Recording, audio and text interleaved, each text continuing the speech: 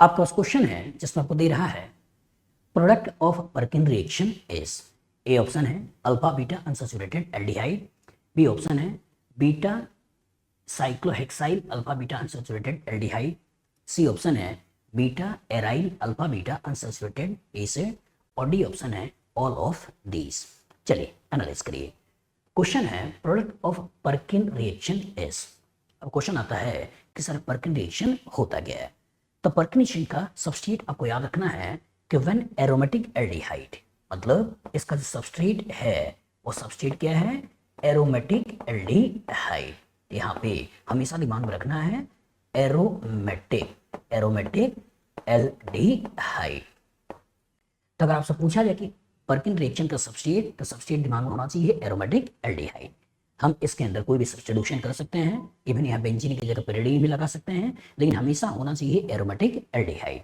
तो when aromatic aldehyde is treated with anhydride of an aliphatic acid, anhydride of an aliphatic acid in presence of sodium or potassium salt of that acid which form anhydride।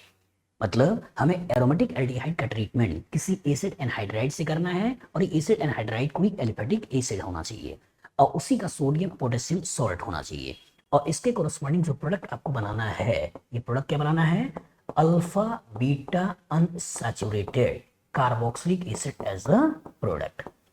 ये आपका हो गया zero, ये हो गया आपका alpha, ये हो गया आपका बीटा। तो अल्फा बीटा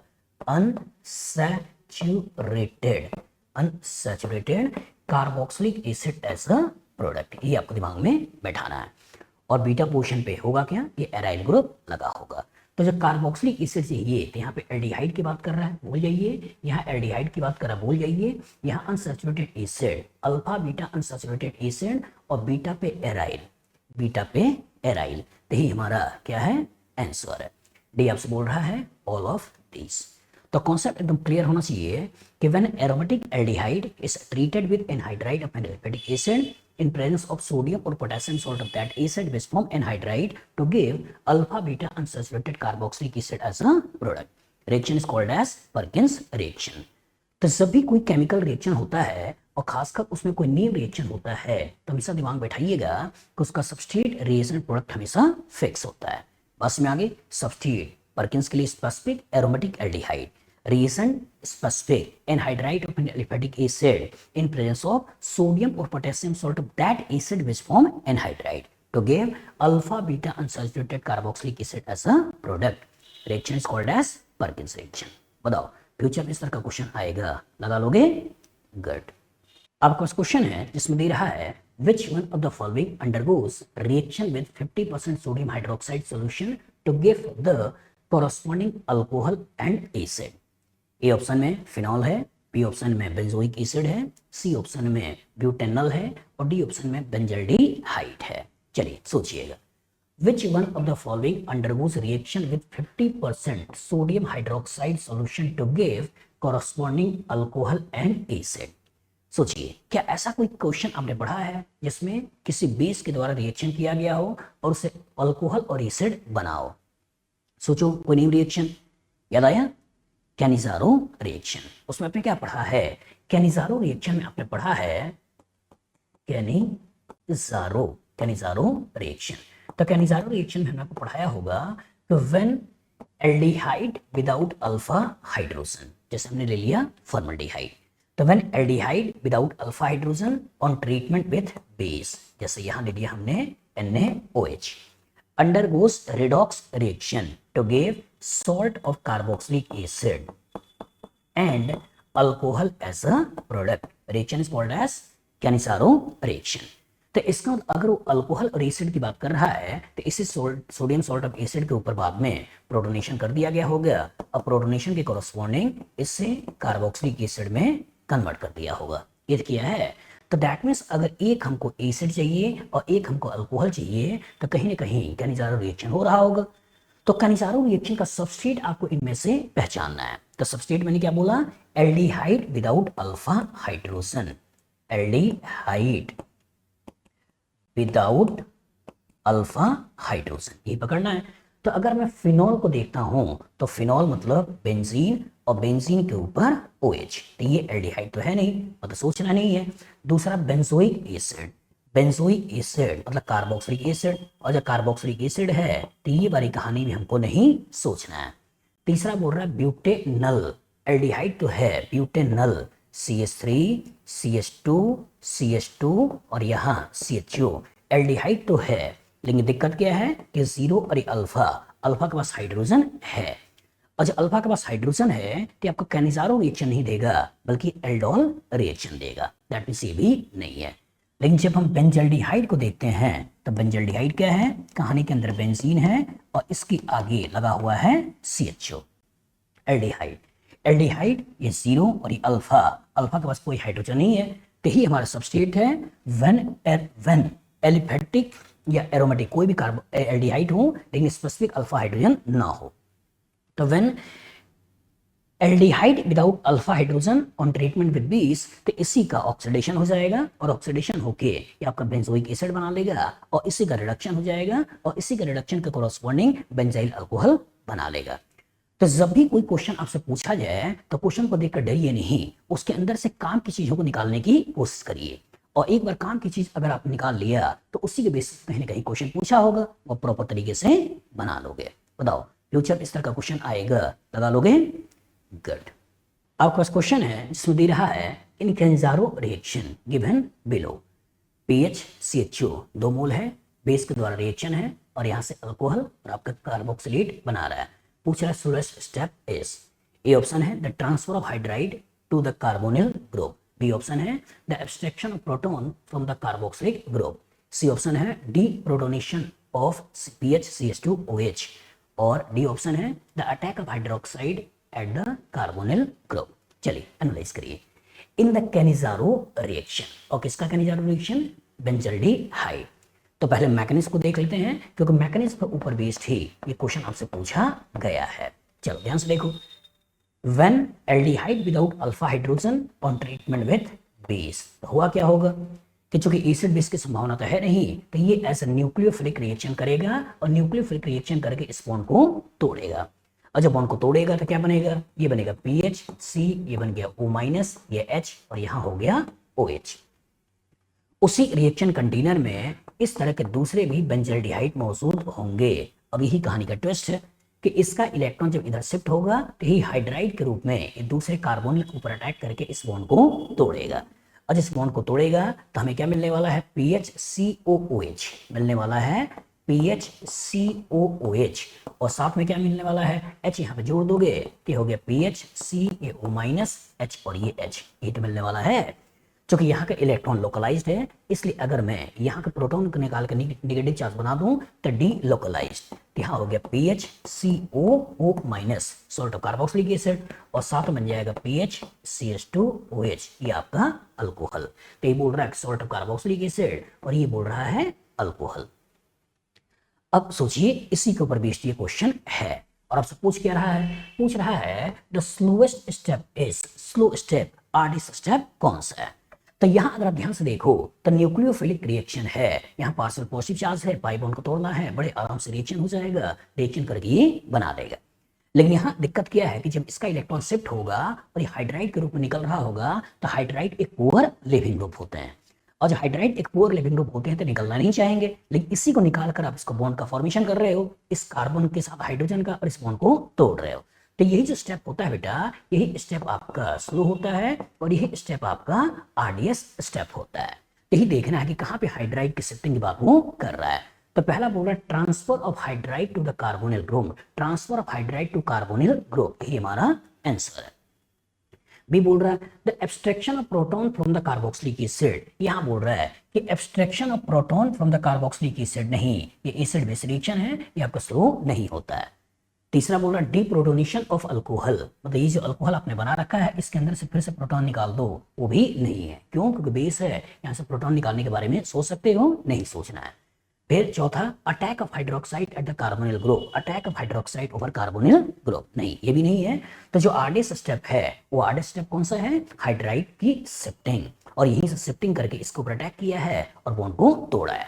तो हाइड्राइड अटैक बोल दो, हाइड्राइड शिफ्टिंग बोल दो, ठीक है, जो भी आपको बोलना है, ट्रांसफर बोल दो, यही हाइड्राइड की शिफ्टिंग, ट्रांसफर, ठीक है, या अटैक, ओवरऑल ये आपका आरडीएस है। बताओ फ्यूचर इस तरह का क्वेश्चन आएगा, लगा लोगे? गुड। आपका क्वेश्चन है जिसमें आपको दे रहा है ट्राइक्लोरोएसिटल्डिहाइड was subjected to Cannizzaro reaction by using NaOH. The mixture of the product obtains sodium trichloroacetate ion and another compound. The other compound is, ठीक है, ए ऑप्शन है 2,2,2 ट्राइक्लोरोइथेनॉल, बी ऑप्शन है ट्राइक्लोरोमिथेनॉल, सी ऑप्शन है 2,2,2 ट्राइक्लोरोप्रोपेनॉल और डी ऑप्शन है chloroform. चलिए analyse करिए। Question क्या कह रहा है कि द ट्राइक्लोरोएसिटल्डिहाइड, पहले इसका स्ट्रक्चर बना लो। ट्राइक्लोरोएसिटल्डिहाइड, ये हो गया आपका ट्राइक्लोरो और 2 कार्बन के acetaldehyde. The trichloroacetaldehyde was subjected to Cannizzaro reaction. हमें क्या करना है, इसका कैनिज़ारो रिएक्शन करना है। और कैनिज़ारो रिएक्शन आपको मालूम है कि when aldehyde without alpha hydrogen, ये आपका 0 है और ये आपका अल्फा है। तो when aldehyde without alpha hydrogen under treated with base, जैसे यहाँ पर ट्रीटमेंट किसके कर रखा है, द्वारा NaOH का, NaOH का। तो कैनिज़ारो रिएक्शन की डेफिनेशन क्या है, aldehyde without alpha hydrogen on treatment with base undergoes redox reaction to give salt of carboxylic acid. अब इसी का ऑक्सीडेशन कर दो और इसी का ऑक्सीडेशन कर दोगे तो कहानी में जो सॉल्ट ऑफ कार्बोक्सिलिक एसिड बन जाएगा वो ये बन जाएगा, जो बाद में प्रोटॉन को लेकर ये आपका कार्बोक्सिलिक एसिड में कन्वर्ट हो गया। तो give salt of carboxylic acid and alcohol, मतलब इसी का रिडक्शन कर दो और इसी का रिडक्शन कर दोगे तो Cl, और यहाँ हो गया Cl, ये भी Cl और ये हो गया CH2OH, यही हमारा प्रोडक्ट है। तो डेफिनेशन एकदम क्लियर रखिए बेटा कि aldehyde without alpha hydrogen on treatment with base undergoes redox reaction to give salt of carboxylic acid and alcohol. Reaction is called as Cannizzaro reaction. अब आगे दे रहा है the mixture of product contain sodium trichloroacetate, इसी का sodium salt, ठीक है, यहाँ पे सोडियम सॉल्ट के रूप में लिखा है तो सोडियम सॉल्ट के रूप में ही लिखिए, salt of carboxylic acid and alcohol. इसी बाद में अगर वाटर डाल दें, एस्पर डाल दें तो ये इसके द्वारा प्रोटॉन ले लेगा और प्रोटॉन लेकर यहाँ पर कार्बोक्सिलिक एसिड ये बना देगा, क्योंकि इसी के बारे में मेंशन है, यही लेके चलते हैं। And another compound, and another compound, another compound यही है और इसी के नाम को आप किसी के साथ मिला लेना है। ये नंबर 1 है, ये नंबर 2 है, तो 2,2,2 ट्राइक्लोरोइथेनॉल। देख लो यहाँ पे बोल रहा है 2,2,2 ट्राइक्लोरोइथेनॉल, इथेनॉल, यही हमारा आंसर है। यहाँ है ट्राइक्लोरोमिथेनॉल, नहीं सोचना है, ट्राइक्लोरोप्रोपेनॉल नहीं सोचना है, क्लोरोफॉर्म ये भी नहीं सोचना है।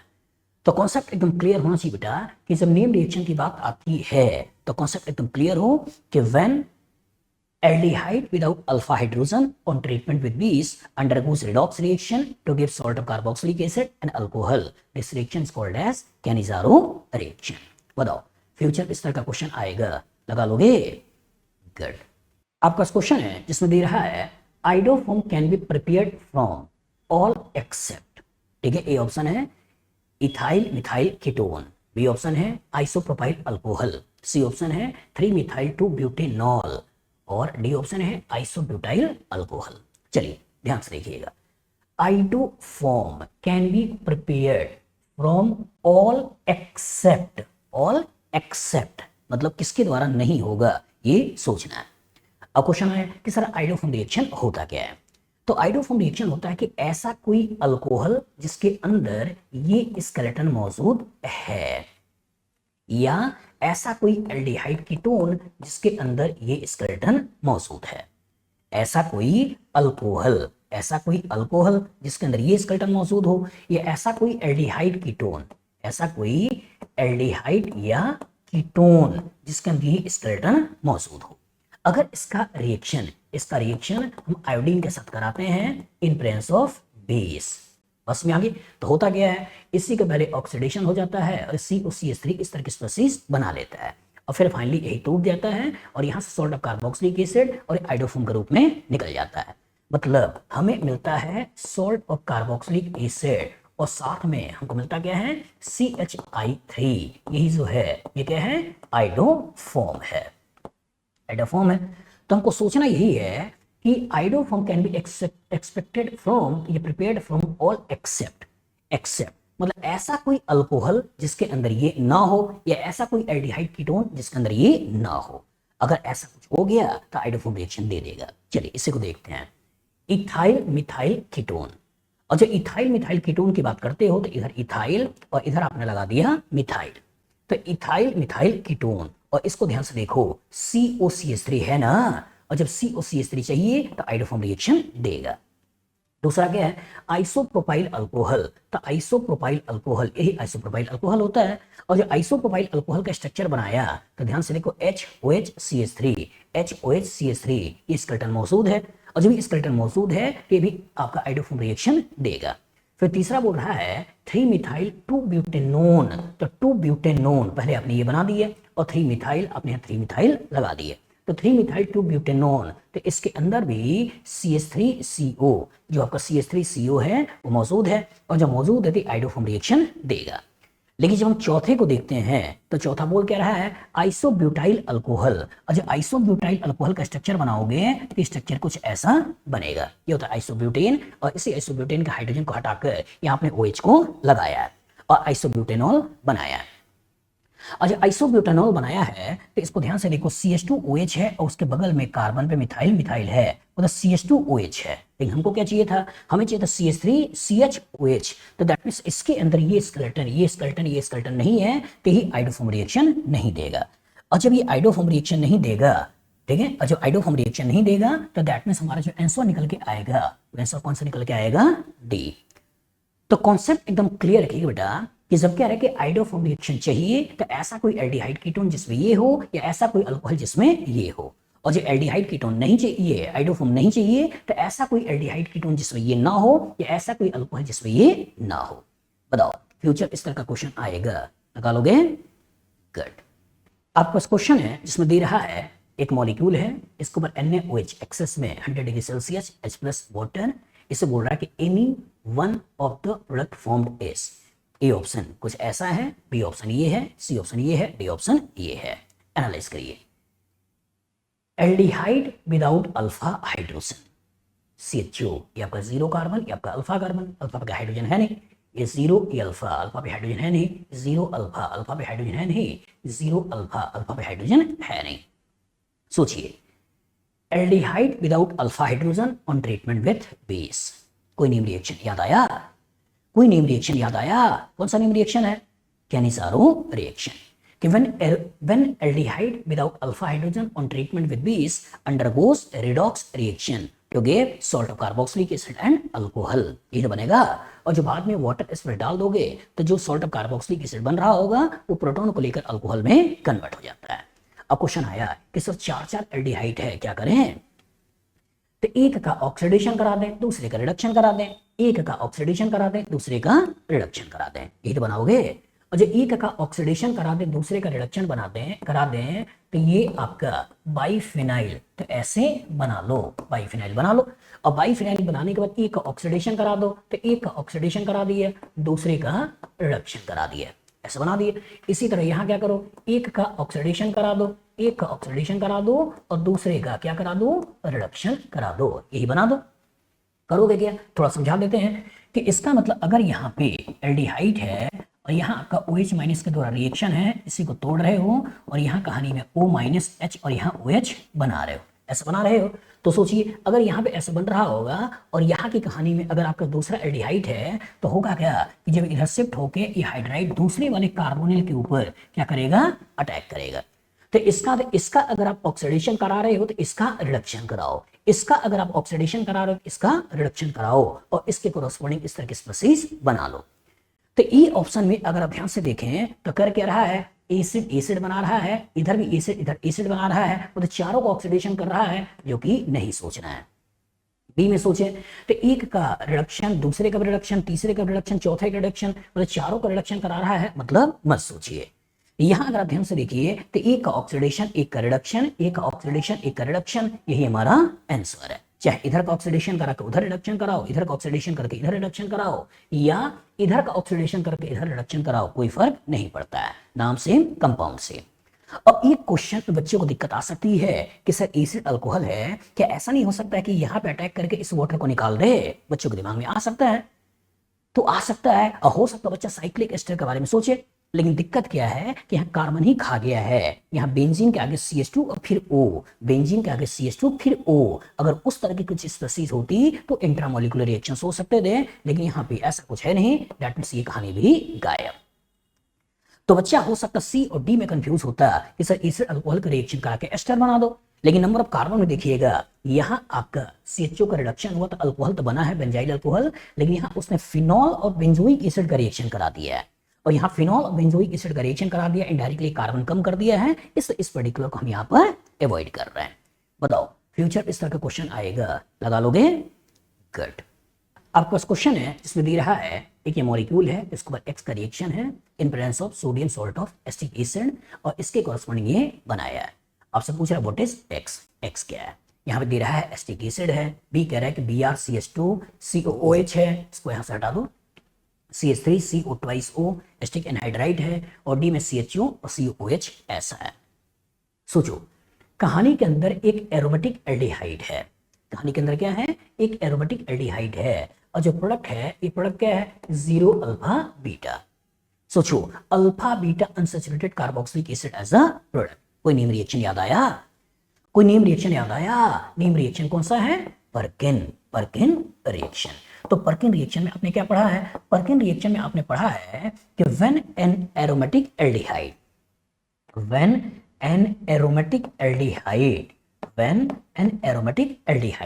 is treated with anhydride of an aliphatic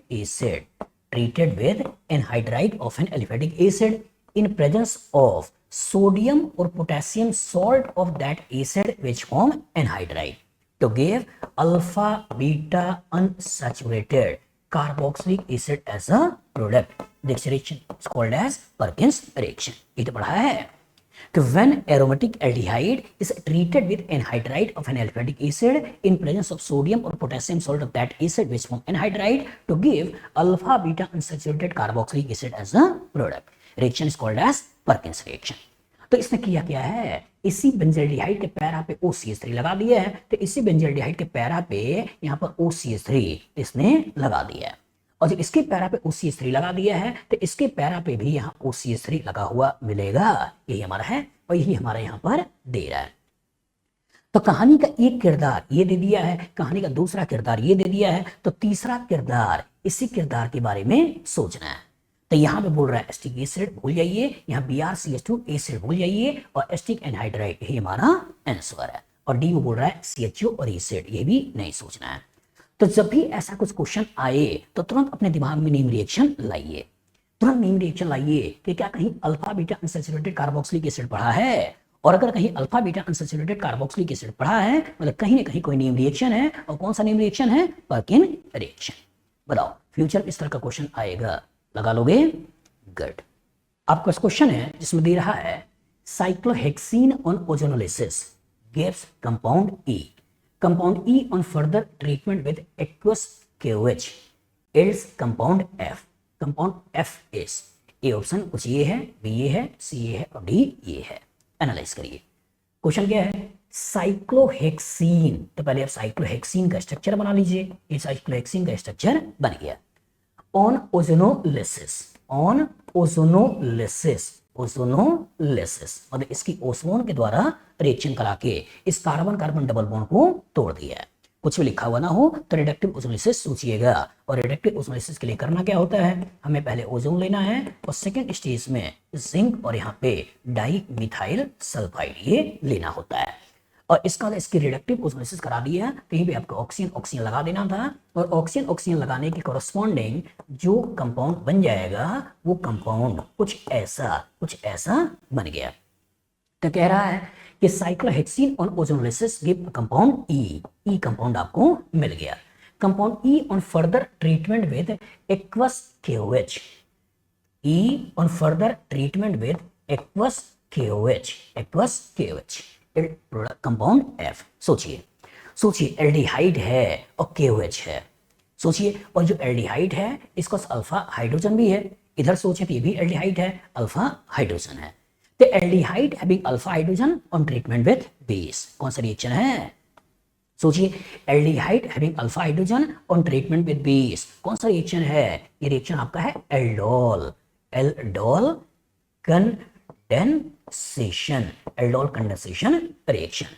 और ये एल्डोल कंडेंसेशन रिएक्शन है, तो एल्डोल कंडेंसेशन के लिए जो मैंने आपको शॉर्टकट बताया था, वो शॉर्टकट क्या बताया था कि एक का ऑक्सीजन ले लेना है और दूसरे के अल्फा का 2 हाइड्रोजन ले लेना है और इसी को वाटर के रूप में निकाल देना है।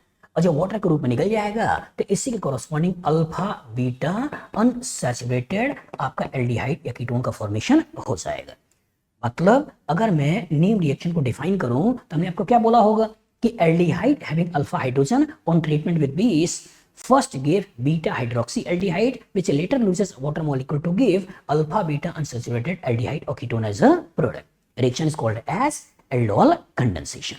तो करना क्या है कि चूंकि मॉलिक्यूल सिमेट्रिकल है तो कहीं से भी अल्फा के 2 हाइड्रोजन ले लीजिए, इस ऑक्सीजन को ले लीजिए और इसे वाटर के रूप में निकाल दीजिए।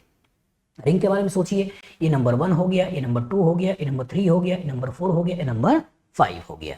तो एक 5 मेंबर रिंग बना लीजिए। इन्हीं के बीच में डबल बॉन्ड है तो एक जगह डबल बॉन्ड भी बना लीजिए। और ये जो डबल बॉन्ड जहां बना है उसी कार्बन पर CHO है तो इसी कार्बन पर यहाँ पर CHO ग्रुप लगा दीजिए। यही तो बनाओगे, यही बनेगा। और इसी को इनमें से मिला लीजिए। पहले ऑप्शन डबल बॉन्ड के ऊपर CHO, डबल बॉन्ड के ऊपर CHO, यही हमारा आंसर है। यहाँ पे डबल बॉन्ड के आगे वाले कार्बन में CHO है, भूल जाइए। डबल बॉन्ड के आगे वाले कार्बन में एसिड है, भूल जाइए। और केवल एसिड है ओपन चेन में, मतलब भूल जाइए।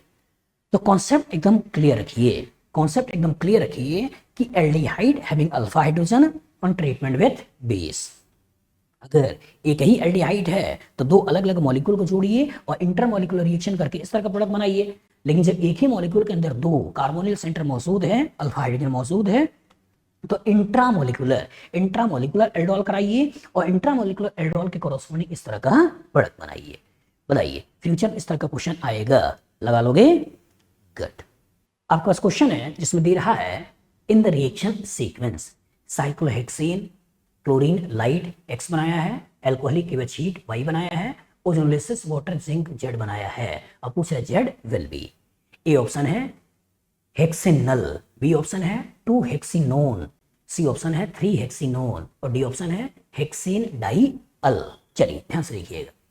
In the reaction sequence cyclohexane, तो पहले आप यहां पर साइक्लोहेक्सेन बना दो। इसके ऊपर क्लोरीन लाइट का रिएक्शन है। अल्केन, अल्केन के ऊपर एक ही रिएक्शन है मोनोहाइड्रोजनेशन, मतलब फ्री रेडिकल सब्स्टिट्यूशन रिएक्शन करते हुए क्योंकि सारे के सारे हाइड्रोजन एक जैसे हैं तो कहीं कभी हाइड्रोजन को हटाकर यहाँ Cl लगा दो। मोनोहाइड्रोजनेशन रिएक्शन करा दो, फ्री रेडिकल सब्स्टिट्यूशन रिएक्शन।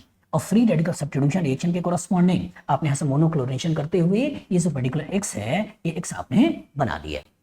फिर बोल रहा है एल्कोहलिक KOH, तो जब यहाँ एल्कोहलिक KOH ले रहे हो, हीट ले रहे हो, मतलब एलिमिनेशन रिएक्शन है। और कौन सा एलिमिनेशन रिएक्शन है? E2 reaction. और E2 रिएक्शन के कोरस्पॉन्डिंग आपको इसी HCl को निकाल देना है और इसी HCl को निकालकर यहाँ साइक्लोहेक्सीन बना देना है।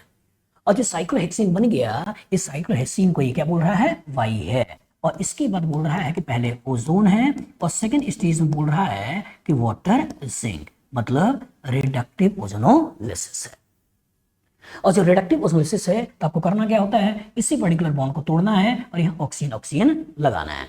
और जब ऑक्सीजन ऑक्सीजन लगाना है तो क्या बनेगा? क्या बनेगा? यहाँ हो गया आपका CHO और यहाँ भी हो गया आपका ये CHO। और ये नंबर 1, ये नंबर 2, ये number 3, number 4, number 5, number 6, 6 carbon का डाई एल्डिहाइड यही आपको बना लेना है।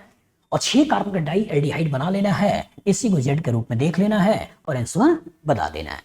तो ये ऑप्शन जो आपसे कह रहा है बेटा इस हेक्सेनल एक ही है एल्डिहाइड, भूल जाइए। 2 हेक्सेनोन कीटोन है, भूल जाइए। 3 हेक्सेनोन कीटोन है, भूल जाइए। हेक्सेन डाइअल यही हमारा आंसर है। तो इस क्वेश्चन के कॉरस्पॉन्डिंग देखिए क्या क्या चीजें मिलाया है। एक आपका अल्केन चैप्टर जो कि आपका मोस्ट अनरिएक्टिव होता है, इस पर मोनोहाइड्रोजनेशन करा के पहले अल्काइल हैलाइड बनाया, अल्काइल हैलाइड के ऊपर एलिमिनेशन करा के अल्कीन बनाया और अल्कीन बनाने के बाद इसकी ओजोनोलिसिस कराई और ओजोनोलिसिस के कॉरस्पॉन्डिंग एल्डिहाइड बनवाया। तो कभी कभी ऐसे रिएक्शन को मिलाया जाता है और मिलाकर कॉन्सेप्ट्स कॉन्सेप्चुअल क्वेश्चन आपसे पूछे जाते हैं। तो बताइए इस तरह के फ्यूचर में क्वेश्चन आएगा, लगा लोगे? गुड। आपके पास क्वेश्चन है जिसमें दे रहा है the major product of the following reaction is. आपके पास डाइकीटोन्स हैं, इसको KOH वाटर, बाद में H प्लस हीट है, और इसके corresponding A option, B option, C option, D option. सोचिए, एनालाइज करिए। कहानी के अंदर जो किरदार है, किरदार में एक क्या है, साइक्लोहेक्सेनोन, साइक्लोहेक्सेनोन, और यहाँ एक कार्बन, दो कार्बन, तीन कार्बन, चार कार्बन, पांच कार्बन, ठीक है, दो, दो चार, एक पांच। इसी पांच को मैं ऐसे बना रहा हूं, एक कार्बन, दो कार्बन, तीन कार्बन, चार कार्बन, पांच कार्बन, ऐसे बना लिए।